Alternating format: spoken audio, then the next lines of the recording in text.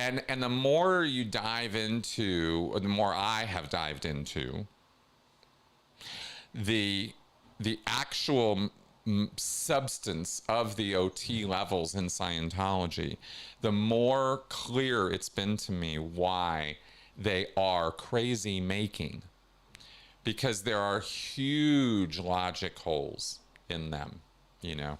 I mean, you just fall into them. You can't, it is impossible. When I say they are logically inconsistent, this is the understatement.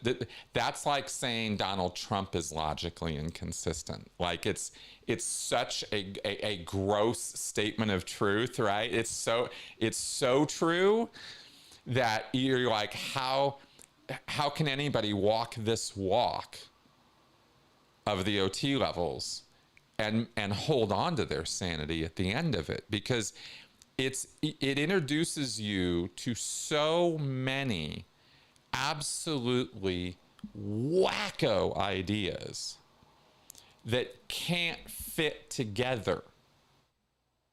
They just can't, much less fit with history or fit with science or fit with the lived reality that we are all actually living. You can't do that with the OT levels.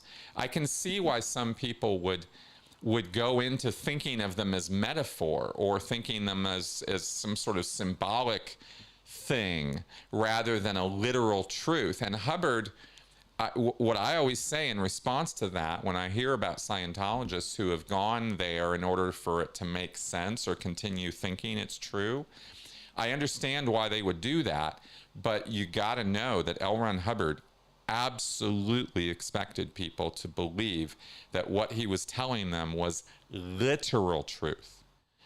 And it's the same as how a bunch of evangelicals believe that the Bible is the literal truth, that every single thing that's laid out chapter by chapter, verse by verse, that really happened.